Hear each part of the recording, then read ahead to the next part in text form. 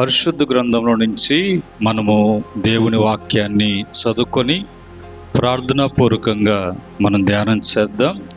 ఈ సమయంలో మరి వాక్యాన్ని చదువుతున్నాను.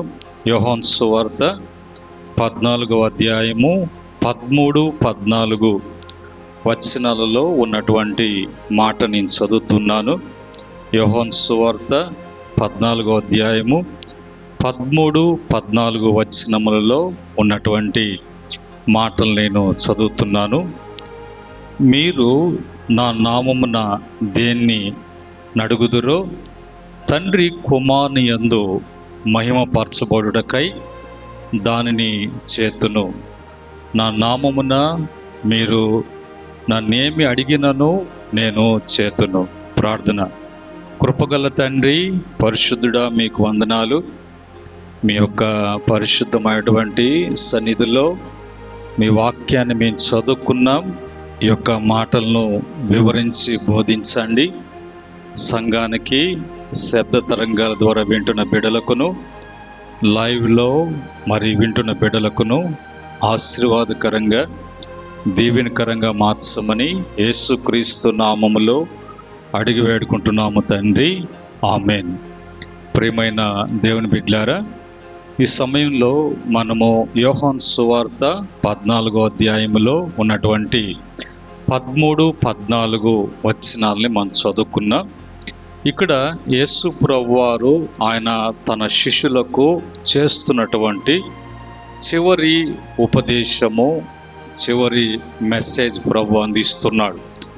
ఆ అందిస్తున్నటువంటి సమయంలో వాళ్ళ హృదయాలలో మరి ఆందోళన, వారు ఎంతగానో మరి ప్రభు యొక్క ఎదుట మరి వాళ్ళు దిగులుగా, వారు ఆ మాటలు వింటున్నప్పుడు భయంక్రాంతులుగా కనిపిస్తున్నటువంటి ఆ యొక్క సందర్భాన్ని బట్టి యేసు ప్రభువారు ఆయన చెప్తున్నటువంటి మాటలు వాళ్ళని బలపరుస్తూ, వాళ్ళని ధైర్యపరుస్తూ, మీరు దేని విషయంలో కూడా భయపడాల్సిన అవసరం లేదు. ఇదిగో నా తండ్రి ఇంట అనేక నివాసాలు ఉన్నాయి. నేను వెళ్ళి ఆ నివాసాలు ఏర్పాటు చేసి తిరిగి వచ్చి నేను ఉన్నటువంటి స్థలములో మీరు కూడా ఉండులాగున తీసుకువెళ్తాను అని ప్రభు వారికి మరి భరోసా ఇస్తూ మరి ప్రభు మాట్లాడుతున్నటువంటి మాటలు ఈ 14వ అధ్యాయములో మనం చూస్తాం. ఇక్కడ ప్రభు ముఖ్యంగా ఒక మాటని మనకు ఆయన ధైర్యపరిచేటువంటి మాట, మనము మరి ప్రభు దగ్గర ఆ యొక్క వాగ్దానాన్ని స్వతంత్రించుకున్నటువంటి వారంగా ఉండుటకు ప్రభు మాట్లాడినటువంటి మాట ఏంటి అనంటే, నా నామమున మరి దేన్ని అడిగినా కూడా తండ్రి కుమారుని యందు మహిమపరచబడుటకై దానిని చేతును అని అంటాడు. కనుక మనకి ఏది కావాలన్నా కూడా దేన్ని అడిగినా అడిగేటువంటి విధానం ఏంటంటే, మరి యేసు నామములో మనము అడిగినప్పుడు మరి తండ్రి కుమారుని ద్వారా మహిమ కలుగునట్లు దానిను మరి చేతును అనే మాట ప్రభు అంటున్నారు. రెండో మాట, నా నామమున మీరు నన్నేమి అడిగినను, నా నామమున మీరు నన్ను ఏమడిగినను నేను చేతును. ఈ యొక్క రెండు సందర్భాలలో నా నామములో దేనిని అడిగినా, నా నామములో నన్ను ఏమడిగినా అది నేను చేస్తాను. నా ద్వారా పరమందు తండ్రి మహిమపరచబడినట్లుగా, నా ద్వారా పరలోకములో ఉన్నటువంటి తండ్రికి మహిమ కలుగునట్లుగా ఇవన్నీ కూడా నేను చేస్తాను. అయితే ఇప్పుడు నా నామములో దేనిని, నా నామములో మరి నన్నేమో అడిగినను అనే మాటకి అర్థం ఏంటంటే, మనము ప్రతిదీ కూడా యేసు నామములో అడిగేటువంటి వారముగా, లేదంటే యేసు నామములో మనము ప్రార్థన చేసినప్పుడు మనకి ఆ ప్రార్థనకు ఆయన మనకు మరి తగినటువంటి కార్యం చేయటానికి కానీ, మరి ఆయన తగినటువంటి సమాధానం మనకి ఇవ్వటం కానీ అనేది జరుగుతుంది. కనుక ప్రార్థన చేసేటప్పుడు మనము మరి యేసు నామములో అడిగినప్పుడే మనకు ఏదైనా కూడా చేయటము అనేది జరుగుతుంది అనేది యేసు ప్రభు ఆయన స్వయాన ఆయన చెప్తున్నటువంటి మాటలు. ఇక్కడ మరి నా నామం నందు అడుగుట అనేటువంటి మాటకి దాన్ని తెలుగు తర్జుమాలో మనము మరి వాడుక భాషలో ఒకవేళ చెప్పుకోవాలంటే యేసుక్రీస్తు చిత్తానికి ఆయన స్వభావానికి అనుగుణముగా మనం ప్రార్థన చేయాలి. మనం ఏది అడిగినా ఆయన దేన్ని అడిగినా ఏమడిగినా ఇస్తాను అని ప్రభు అంటుంటే కనుక నేను ఏమడిగినా కూడా ఇస్తాడు అన్నట్టుగా కాకుండా మనం అడిగేటప్పుడు అది యేసుక్రీస్తు యొక్క చిత్తానికి ఆయన స్వభావానికి అనుగుణముగా దేవుని యొక్క చిత్త ప్రకారముగా మనము అడిగేటువంటి వారంగా ఉండాలి. అది దేవుని చిత్త ప్రకారంగా కాకుండా మన యొక్క ఇచ్చ కొరకో లేదంటే మన యొక్క ఆశ కొరకో మన యొక్క సుఖభోగముల కొరకో అడగటానికి నోరుందు కదా అన్నట్టుగా ఏది పడితే అది కాదు. దేవుని చిత్తానికి ఆయన స్వభావానికి అనుగుణముగా ఉండేటట్లుగా మనం అడగాలి. ఎందుకంటే మనం అడిగే దాంట్లో అది సత్యమో అసత్యమో, అది మంచిదో చెడుదో, అది ఏదో చూసామో ఆశించామో అది కావాలంటే దాని ద్వారా మనకు కలిగేటువంటి నష్టాలు చాలా ఉంటాయి. అలా కాకుండా మనకు మంచి చేసి పెట్టేటువంటివి, మనకు మంచి జరిగేటువంటి వాటినే అది కూడా తండ్రి చిత్తములో ఆయన స్వభావములో అది అనుగుణముగా ఉండేటట్లుగా ఉండేది మనం అడిగితే ప్రభు దాని విషయంలో వెంటనే నీకు చేయటానికి, నీకు చేసిన తర్వాత దాని ద్వారా నీకు మంచి జరగటానికి, ఆ మంచిని బట్టి అనేక మంది దేవుని తెలుసుకోవటానికి, అనేక మంది దేవుని తెలుసుకొని ఆయన కార్యముల కొరకై ఆయన మందిరకు నడిపించబడటానికి, దీన్ని బట్టి దీని అంతట్లో కూడా పరలోకములో ఉన్నటువంటి దేవునికి మహిమ అనేది కలగటం అనేది జరగాలి. అలా కాకుండా అది స్వార్థముతో కూడినటువంటివిగా మదిలో పుట్టేటువంటి తలంపులను బట్టి ఆ తలంపులు ఆశలుగా మారి అవి క్రియలుగా ప్రవర్తనగా అది దుష్ప్రవర్తనగా మారేటట్లుగా ఉండకూడదు అనేది దేవుని యొక్క వాక్యము మనకు బోధపరుస్తున్నటువంటి మాట. రెండవదిగా నేను చేయుదును అనే మాట యేసు ప్రభు అంటున్నారు. మరి ఎలాగ చేస్తాడు? చేయాలంటే మనలో ఉండవలసినటువంటి లక్షణాలు ఏంటంటే విశ్వాసముతో దేవుని చిత్తానికి సరిపోయే ప్రార్థనలకు ప్రత్యుత్తరము ఇచ్చేటువంటి హామీ ఆయన మరి హామీ ఇస్తారు. అంటే మనలో అడగాలంటే ఏముండాలి? మరి విశ్వాసంలో కూడా దేవుని చిత్తము, మరి మనం చేసేటువంటి ప్రార్థన మరి సరిపోయేటువంటి ప్రార్థన, తగినటువంటి ప్రార్థన చేసేటువంటి వారంగా ఉన్నప్పుడు అప్పుడు ప్రభు ప్రత్యుత్తరము నేను ఇస్తాను అని హామీ ఇస్తాడు. కనుక మన విశ్వాసం లేకపోతే మనము దేవునికి ప్రార్థన చేయము. మనకు విశ్వాసము లేకపోతే దేవుని చిత్తము అనేది మనకు తెలియదు. మనకు దేవుని చిత్తము తెలియదు కాబట్టి మనము చేసేటువంటి ప్రార్థన కరెక్ట్ అయినటువంటి ప్రార్థనగా ఉండదు. దీనికి నీకు ప్రత్యుత్తరము ఇవ్వటము అనేది కాకుండా, మరి ప్రత్యుత్తరము అనేది నీకు రాకుండా నేను చేస్తాననేటువంటి దేవుడు నీ జీవితంలో చేయకుండా ఆపేస్తాడు. కారణం ఏంటంటే నీకు విశ్వాసం లేదు కదా. కారణం ఏంటంటే నీవు ఆ విశ్వాసాన్ని బట్టి దేవుని చిత్తాన్ని తెలుసుకొని నువ్వు తగినటువంటి ప్రార్థన చేయటం లేదు కదా.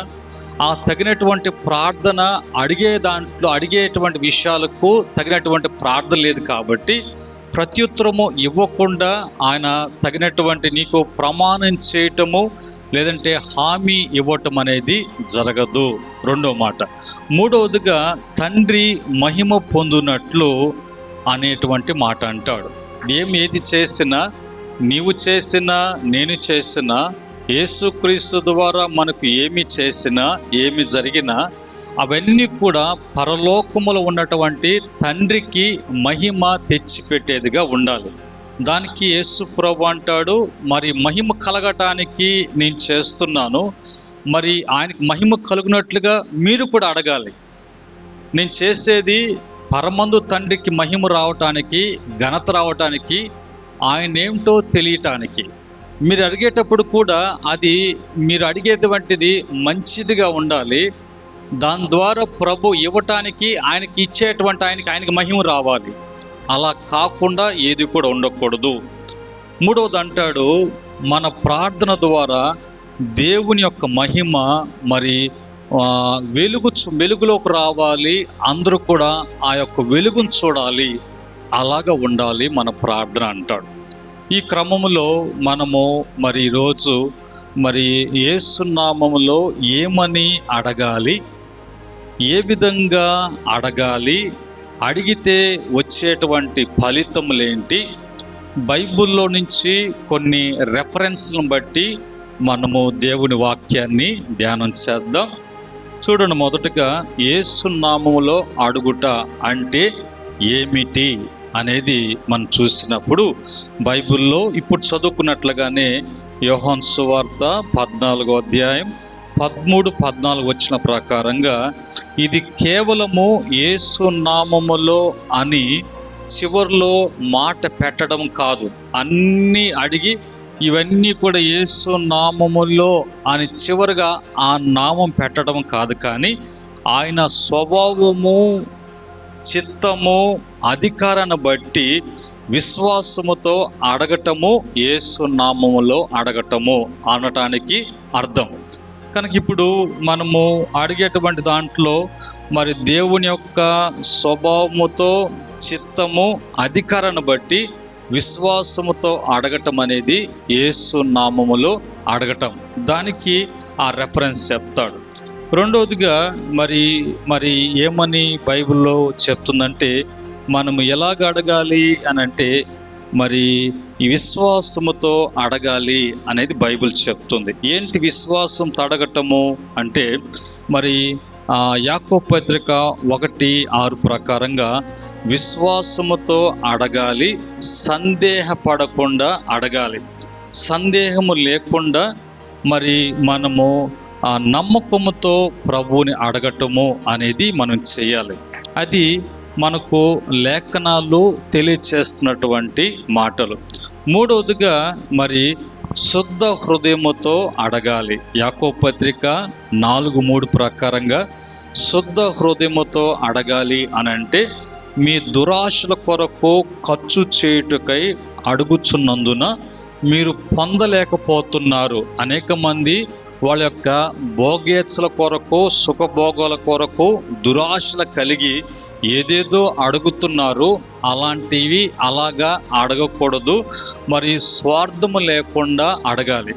మరి నీ యొక్క ఆశలు, ఇచ్చలు తీర్చుకోవటానికి దేవుణ్ణి అడ్డం పెట్టుకొని దేవుడి నామాన్ని ఉపయోగించకూడదు.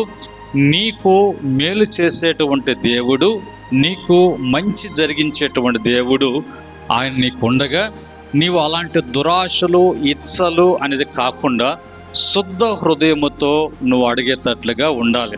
అలాగనే నాలుగవదిగా ఆయనలో నిలిచి ఉండి మనం అడగాలి. మరి యోహాను సువార్త 15:7 ప్రకారంగా మీరు నా యందు నిలిచిన ఎడల అడుగుడి మీకు అది మరి జరుగును అని అంటాడు. మీరు మీ యొక్క ఏది కావాలో అడగండి. ఎప్పుడంటే ఆయనలో నిలిచి ఉన్నప్పుడు, ఎప్పుడంటే ఆయనతో అంటగట్టబడి ఉన్నప్పుడు, ఎప్పుడంటే ఆయనలో ఉండి ఫలిస్తున్నప్పుడు, మరి మీ యొక్క కోరికను, మీ యొక్క ఆశను పరిపూర్ణమగునట్లు, మిమ్మల్ని బట్టి ప్రభుకి మహిమ కలుగునట్లుగా మీరు మరి అడగండి. అవన్నీ కూడా మీకు అనుగ్రహించబడతాయి. దేవునిలో లేకుండా దేవునికి దూరంగా ఉండి అవసరాన్ని బట్టి దేవుని దగ్గరకు వస్తున్నట్లుగా, అవసరాన్ని బట్టి మందిరానికి వస్తుండగా అవసరం తీరిన తర్వాత మళ్ళీ యథాప్రకారం జీవించటము అనేది నీ జీవితంలో మరి కార్యం జరగటం అనేది అది కష్టంగా ఉంటుంది. ఎందుకంటే దేవునికి సమస్తం తెలుసు. నీ యొక్క ఆశలు కలిగి నీ మనసును, తలంపులు, నీ ప్రవర్తన, నీ జీవితం అనేది లోకానుసారంగా ఉండి ఇప్పుడు అన్నీ అడిగి యేసు నామములు అడిగితే వస్తుంది కదా అన్నట్టుగా కాకుండా నీలో మార్పు చెందాలి. మార్పు చెందకుండా నీవు ఒకవేళ అడిగితే నీకేది కూడా లభించదు అనేది దేవుని వాక్యము చెప్తున్నటువంటి మాటలు. తర్వాత రెండవదిగా ఏ విధంగా అడగాలి దేవుణ్ణి అని చూసినప్పుడు మొదటి తెస్సలోని పత్రిక 5:17 ప్రకారంగా వినయముతో, కృతజ్ఞతతో, నిరంతరము ప్రార్థనతో యేసు అధికారాన్ని ఒప్పుకుంటూ మనము ప్రార్థన చేసినప్పుడు దేవుడు మనకు సహాయం చేస్తాడు. మొదటి తెస్సలోని పత్రిక 5:17 ప్రకారంగా ఎల్లప్పుడూ ఎడతెగనటువంటి ప్రార్థన జీవితము కలిగి ఉన్నప్పుడు మనకు దేవుడు అనుగ్రహిస్తాడు. అడిగేటప్పుడు వినయముతో, కృతజ్ఞతతో, నిరంతరము ప్రార్థన చేసేటువంటి వారంగా యేసయ్య అధికారమును ఒప్పుకుంటూ మనము అడిగినప్పుడు ప్రభు మనకు తప్పకుండా సహాయం చేస్తాడు. యేసు నామములో అడిగితే మరి వచ్చేటువంటి ఫలితాలు, జరిగేటువంటి కార్యాలు ఏంటి అని అంటే, మొదటిగా యోహాను సువార్త 14:13 ప్రకారంగా దేవునికి మరి మహిమ కలుగుతుంది. రెండవదిగా యోహాను సువార్త 16:24 ప్రకారంగా ఆనందము సంపూర్ణమగును, మీ ఆనందము సంపూర్ణమగునట్లుగా అడుగుడి అంటాడు. మూడవదిగా మరి నీకు యేసు నామములు అడిగినప్పుడు జరిగేటువంటి కార్యాలు ఫిలిప్పీ పత్రిక 4వ అధ్యాయం 6-7 వచన ప్రకారంగా సమాధానము కలుగుతుంది. నాలుగవదిగా అవసరములు అన్నీ కూడా నెరవేర్చబడతాయి. మరి బైబిల్లో ఉన్నటువంటి మాట ప్రకారంగా మన యొక్క మరి అవసరం తీర్చబడుతుంది. ఫిలిప్పీ పత్రిక 4:19 ప్రకారంగా 5 మరి శక్తి మరియు సహాయము లభిస్తుంది. యేసు నామములో అడుగుతున్నప్పుడు, ప్రార్థన చేస్తున్నప్పుడు ఇవన్నీ కూడా మన జీవితాలలో దేవుడు ఇవ్వటానికి అని ఇష్టపడుతున్నాడు. కనుక దేవుని చిత్తంలో మనము ప్రతిదీ కూడా అడిగేటువంటి వారంగా, ఆ విధంగా బైబిల్లో కొత్త నిబంధన కాలంలో పేతురు, యోహాను అపోస్తుల కార్యము 3వ అధ్యాయము 6-8 వరకు ఉన్నటువంటి వచ్చిన ప్రకారంగా యేసు నామములో వాళ్ళు మరి ప్రార్థన చేసినప్పుడు, అక్కడ యేసు నామమును ఉచ్చరించినప్పుడు అక్కడ అద్భుతం జరగటం, ఒక కుంటివాడు లేచి స్వస్థత కలిగి నడవటం అనేది మనం చూస్తున్నాం. అపోస్తులైనటువంటి వారు వారు యేసు నామములో వారు మరి ప్రకటిస్తున్నప్పుడు అనేక మంది వారి జీవితాలలో మరి రక్షించబడటం అనేది జరిగింది. అపోస్తుల కార్యము 4వ అధ్యాయం 29-31 వరకు మాటల ప్రకారంగా అపోస్తులైనటువంటి పౌలు గారు ఆయన యేసు నామాన్ని బట్టి ఆయన వాక్యం చెప్పినప్పుడు, ప్రార్థన చేసినప్పుడు అక్కడ దేవుని యేసు నామములో గొప్ప కార్యాలు జరిగాయి. పాత నిబంధన కాలంలో కూడా దేవుని నామములో హన్నా, ఏలియా, యెహోషాపాతు, హిజ్కియా రాజు వీళ్ళందరూ కూడా ఆయన నామములో ప్రార్థన చేసినప్పుడు, ఆయన నామములో వేడుకున్నప్పుడు వారి జీవితాలలో దేవుడు గొప్ప గొప్ప కార్యాలు చేయటం అనేది మనం చూస్తున్నాం. కనుక ఈరోజు మనం చెప్పుకున్నటువంటి మాటలలో ప్రభు చెప్పేటువంటి మాట, మీరు నా నామములో దేనిని నడుగుదురో, నా నామములో నన్ను ఏమడిగినా కూడా అది నేను చేస్తాను, వాటినన్నిటి కూడా నెరవేరుస్తాను అని హామీ ఇస్తున్నటువంటి యేసయ్య నామములో మనం ఎలాగ అడగాలి, ఎప్పుడు అడగాలి, ఏ విధంగా అడగాలి, ఎందుకు అడగాలి, అడిగితే ఫలితం ఏంటో అనేది వాక్యం నుంచి మనం చూసాం. ఈ వాక్యాన్ని బట్టి ప్రభు ప్రతి బిడ్డ జీవితంలో దేవుడు కార్యము జరిగించునుగాక. యేసు నామములో ప్రతి బిడ్డకు కూడా మరి గొప్ప గొప్ప కార్యాలు జరుగునుగాక. అట్టి కృప పరిశుద్ధాత్మ దేవుని ద్వారా అనుగ్రహించబడునుగాక. ఆమేన్. ప్రార్థన చేసుకుందాం. ప్రేమగల తండ్రి, పరిశుద్ధుడైనటువంటి మా ప్రభువా, నీ పరిశుద్ధ నామములో మేమంతా కూడా కూడి సంఘముగా మీ నామములో మేము ప్రార్థన చేయటం, మీ నామములో మేము ప్రతిదీ కూడా అడగటం, నీ నామాన్ని బట్టి ఎలాగా అడగాలో, ఎలాగా ప్రవర్తించాలో, నీ నామములో నీ చిత్తం ఏంటో, మీ నామములో తండ్రికి మహిమ ఏమిటో, ఇవన్నీ కూడా మేము తెలుసుకోవటానికి మీరు మాట్లాడారు. ఆ విధంగా భక్తులు వారి జీవితంలో ఎలాగ అడిగారో కూడా మీరు తెలియచేశారు. ఈ మాటలను బట్టి తండ్రి, మరి వింటున్న బిడ్డలకు మీ కార్యములు జరుగునట్లుగా మీ నామములో వాళ్ళకి మంచి చేయమని యేసుక్రీస్తు నామములో అడిగి వేడుకుంటున్నాము తండ్రి. ఆమేన్. పరమ తండ్రి దేవుని ప్రేమ, రక్షకుడు యేసు కృప, పరిశుద్ధాత్మ యొక్క సహవాసం కూడి వచ్చిన సంఘానికి, శబ్ద తరంగాల ద్వారా వింటున్న వారికి, లైవ్లో వింటున్న బిడ్డలకును, సకల పరిశుద్ధులకును, ఆయన దాసులకును సదా తోడై నడిపించునుగాక. ఆమేన్. దేవుడు మిమ్ములను, మీ కుటుంబాలను అన్ని విషయాలలో దీవించి ఆయన నామములో, అనగా యేసు నామములో మీ అందరి జీవితాలలో అద్భుతాలు, ఆశ్చర్య కార్యాలు, మహోపకార్యాలు, ఘనకార్యాలు జరుగునుగాక. ఆమేన్.